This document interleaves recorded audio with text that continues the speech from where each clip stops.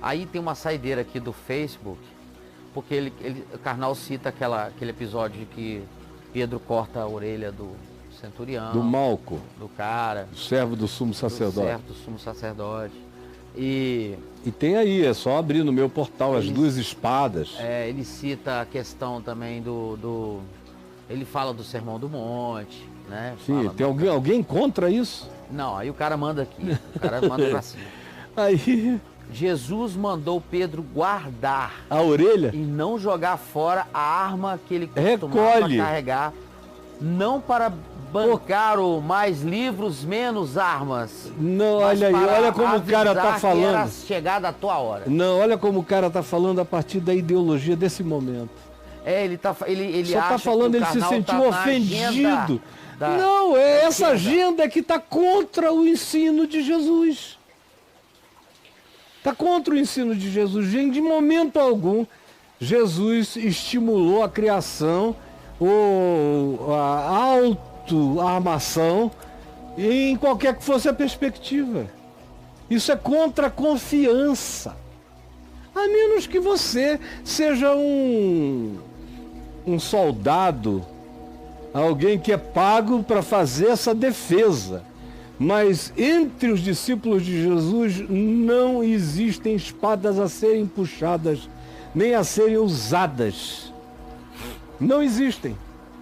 Na comunidade do Evangelho, esse é um espírito que entrou porque o diabo entrou nas aulas.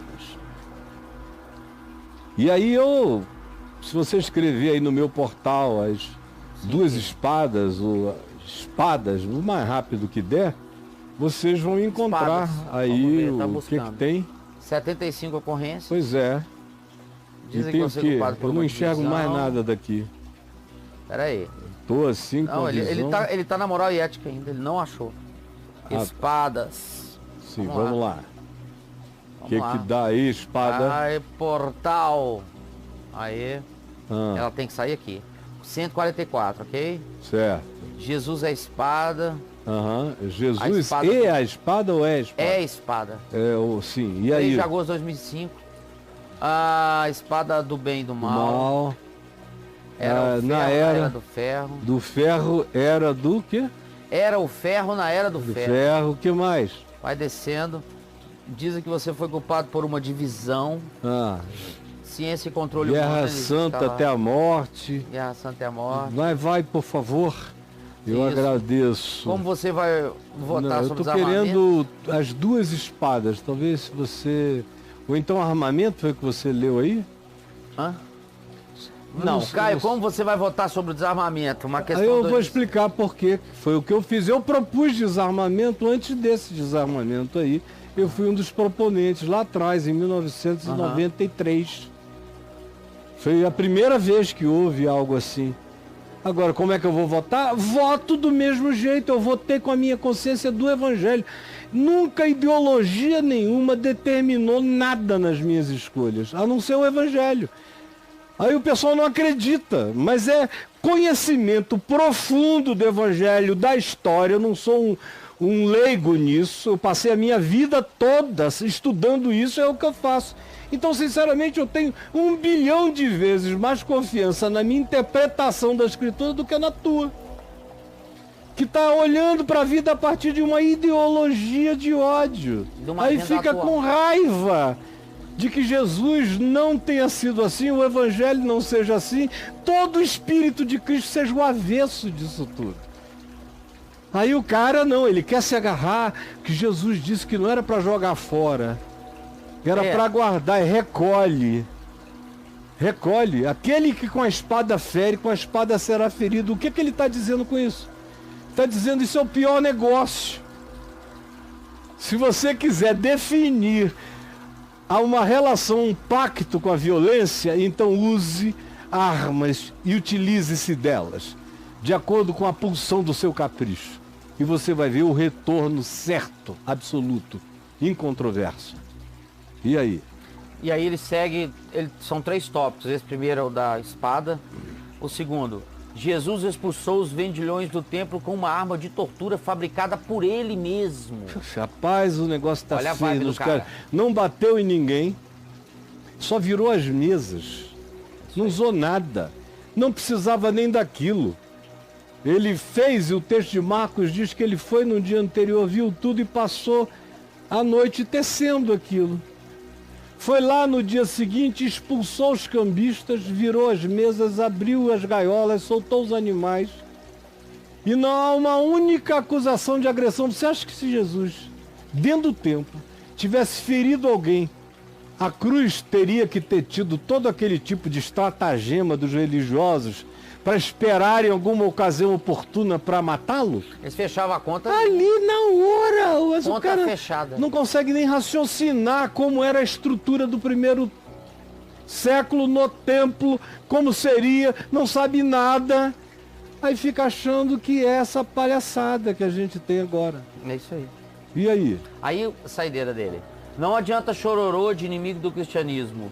Jesus conhece tão bem o ser humano que em um de seus principais sermões ele promete que serão saciados os que têm fome e sede. Sede de porrada.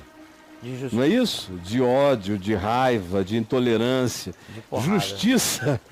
É justiça do reino de Deus. Se a vossa justiça não exceder em muito a dos escribas e fariseus, não entrareis no reino de Deus. Por quê? Porque a justiça de Jesus não é deste mundo, meu filho. As armas não são carnais, não é o que Paulo diz? Paulo diz, escrevendo aos Coríntios, porque as armas da nossa milícia, ele usa uma linguagem de milícia. Velho. Pois as armas da nossa milícia não são carnais, porém poderosas em Deus, para destruir fortalezas e anular sofismas.